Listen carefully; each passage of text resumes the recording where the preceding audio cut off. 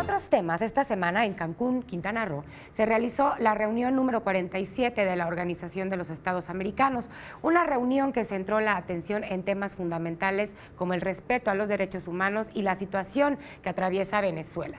Para analizar este tema, recibo en 21 Noticias a Héctor Mora, analista político. Bienvenido, Héctor. Muchas gracias, María. Muy buenas tardes. ¿Cómo estás? Buenas tardes. Bien, bueno, para entender un poco más, ¿qué es la OEA? La OEA es un organismo que surge en 1948 precisamente para fomentar el diálogo, la participación y la diplomacia entre todas las naciones del continente americano, para que éstas puedan trabajar de una manera en conjunto y generar acuerdos. Y esta vez se lleva a cabo en Cancún, Así es la 47 edición. ¿Qué sucede esta vez? Faltó todo, faltó hasta la diplomacia. Claro, yo creo que lo que vemos es la falla de la diplomacia, lo débil que puede ser la diplomacia entre las naciones.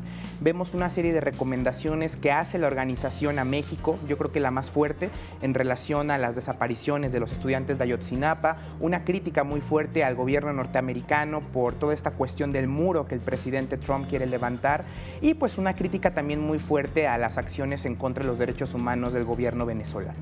Sí, por supuesto. Delcy Rodríguez, la canciller de Venezuela, ¿cómo fue su comportamiento? ¿Cómo podemos explicar por qué reaccionó de esta forma?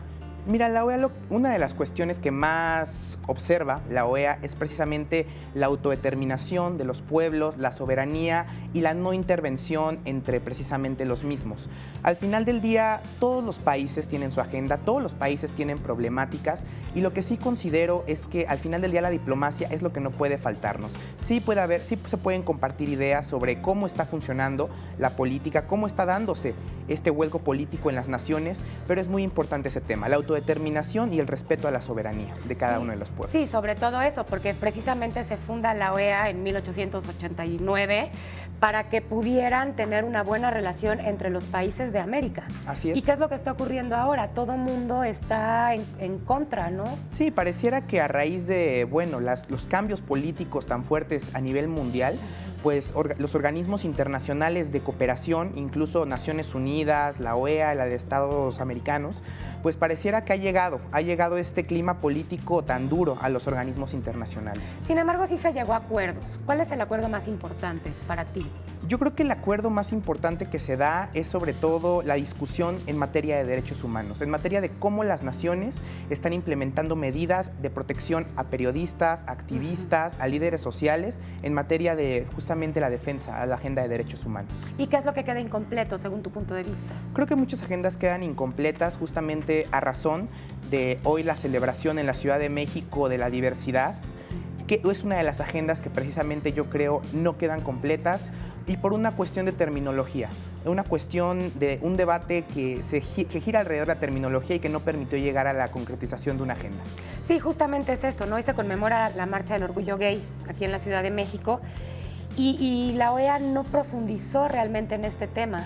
Así es, se quedaron nada más en un debate sobre la terminología, deciden no incluir el término intersex. Entonces, justamente este debate es el que no permite incorporarnos más al debate real sobre cuál es la agenda de defensa a un grupo que cada día, como lo vemos en la ciudad, es necesario que gane más y que tenga más derechos. Claro.